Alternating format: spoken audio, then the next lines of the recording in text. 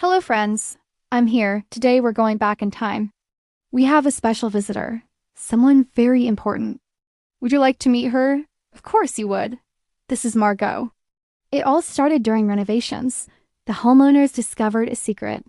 They were restoring an old farmhouse in northern France. The house had been empty for more than 70 years. Under some floorboards in the attic, they found a small space. Inside, they found a diary. It was wrapped in cloth, hidden away, untouched for decades. Who was it for? How did it get there? And most importantly, what does it say? First things first. Let's open it up and find out. Okay, September 2nd, 1939. Papa says there will be no school. He says the men are angry again. I asked him why men are always angry. Do you remember your first day of school? What do you remember? Your new backpack, new shoes. Well, for Margot, her first day of school was overshadowed by war. Her father told her there would be no classes. War was declared. Germany invaded Poland. France would soon be at war. Margot didn't really understand what was happening. And more importantly, she didn't realize this was just the beginning. At first, her words are filled with confusion, even curiosity. She didn't understand the war, but she wrote about her dog, her mother's cooking, and the neighbor's cat.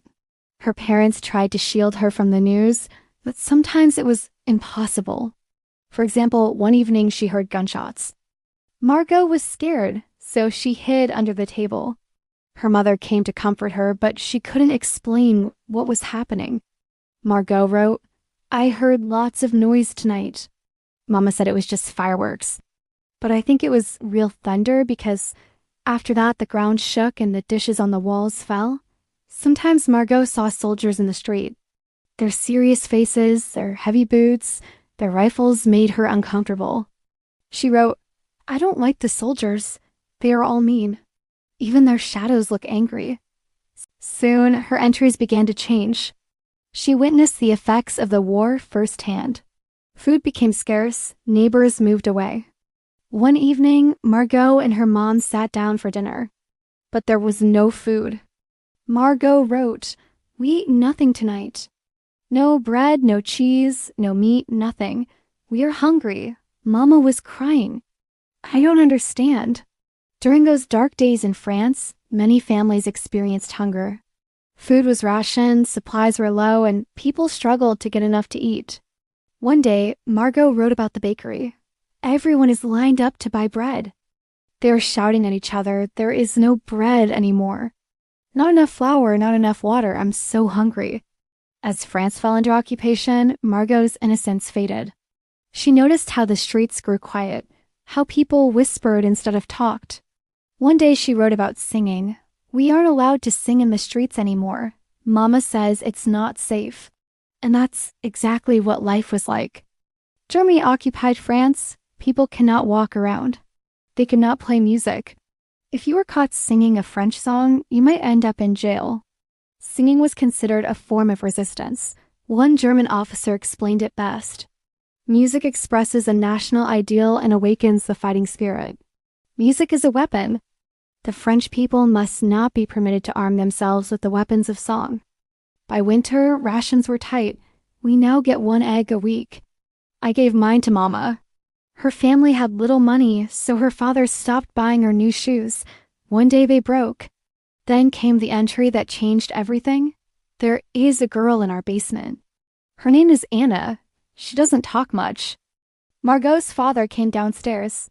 He spoke to her mother in whispers. Margot peeked around the corner. "Who is she?" Her mother smiled. "This is Anna. She's our new friend. She comes from far away." Then her father came over and shut off the lights. "Don't tell anyone," he said.